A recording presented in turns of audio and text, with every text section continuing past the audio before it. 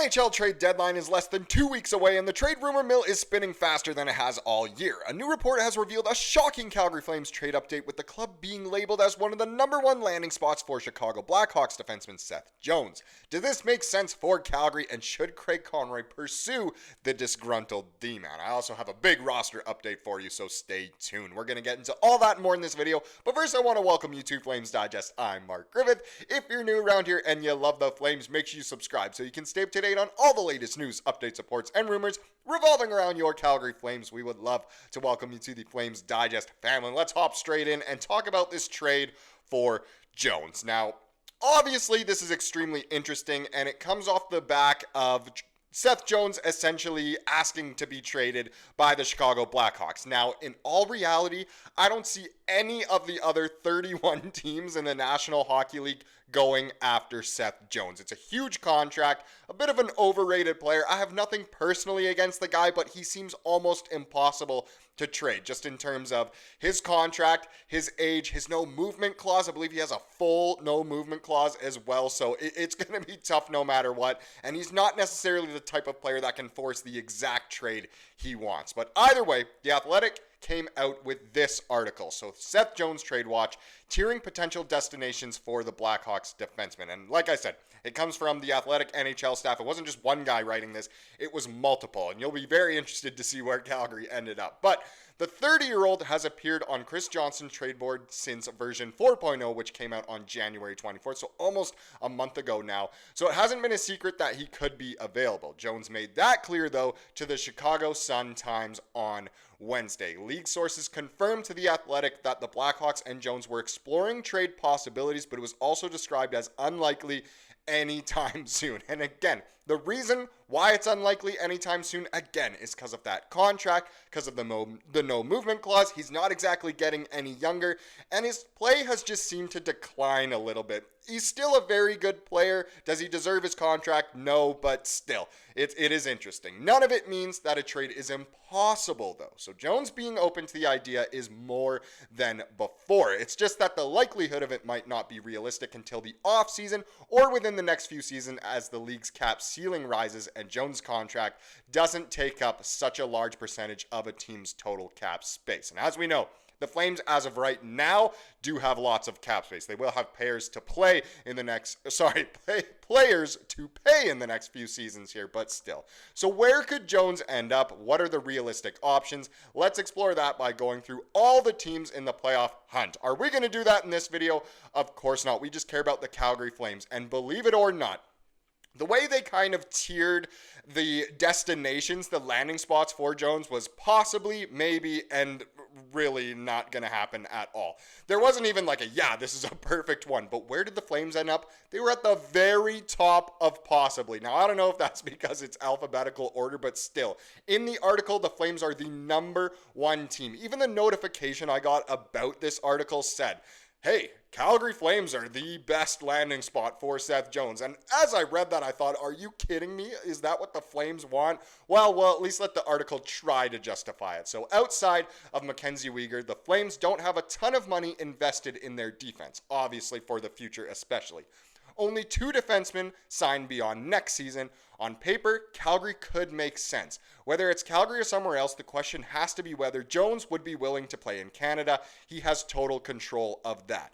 I honestly think Seth Jones would want to play for Calgary more than Calgary would want to have Seth Jones. And I'm just being honest here. Again, you can feel free to give your opinion down in the comments below, but I genuinely don't see Seth Jones being traded at all. I don't see any teams realistically wanting him at his price. I mean, the Blackhawks would have to retain so much. Do they want to do that? No. But that's how these trades work. Usually there's, a third broker involved. A third team gets involved to get some of that cap space. Maybe they get a pick or two. That's kind of how these trades have been going over the past few seasons. But again, I personally do not see the Flames as a very good landing spot for Seth Jones. He wants to win now. That's why he wants to leave Chicago. Seth Jones does not put the Flames over the top and solidify them a playoff spot, let alone, a Stanley Cup.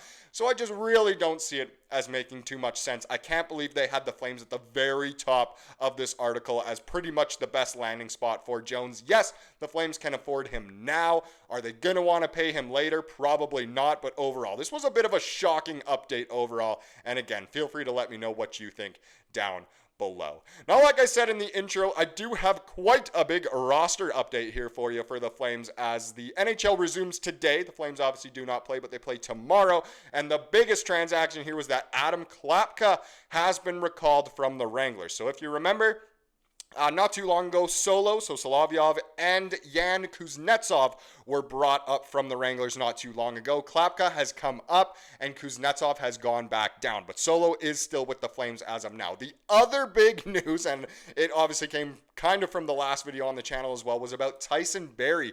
He actually cleared waivers, so none of the 31 other teams in the league wanted Tyson Barrie. Sounds like Seth Jones a little bit. I don't know why I'm hating on Barrie and Jones. I like both of them quite a lot. But Tyson Barrie has been assigned to the Wranglers.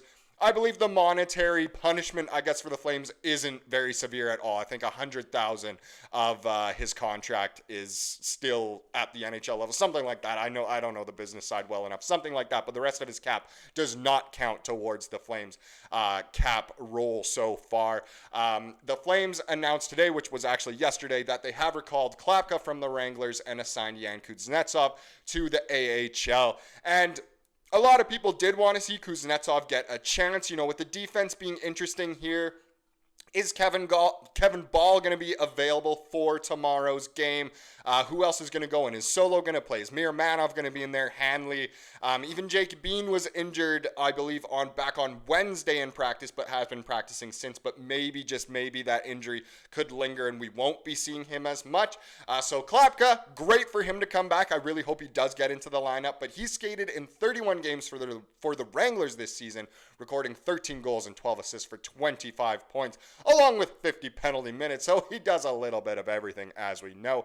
He has now accumulated 96 points in his Wranglers tenure with 47 goals and 49 helpers, and is just 2 points shy of becoming the highest scoring player in Wranglers franchise history. Why did we bring him up then? Go let him get the record and then bring him up. No, this again is Connor Zary going to be healthy? What other forwards are the Flames going to want to bring up or have at the AHL level kind of thing? So the 24-year-old has competed in 12 contests for the Flames this season, scoring a goal and registering 15 penalty minutes. Klapka has a total of 18 NHL games to his name. It's funny, I almost think he has more than that, but either way, there's many moving pieces as of right now, and this is a good tweet here from Ryan Pike. So he says, as of right now, Flames have a 22-man roster, which includes Rasmus Andersson and Tyson Barrie. Now, this is obviously a tweet from yesterday, and as we now know, Tyson Barrie has cleared waivers and been sent down to the Wranglers. So it's actually down a man from this. But still, Connor Zary and Kevin Ball do remain on IR, but seem to be trending towards returning for Sunday's game. Obviously, with Barrie on waivers, now we know he cleared them.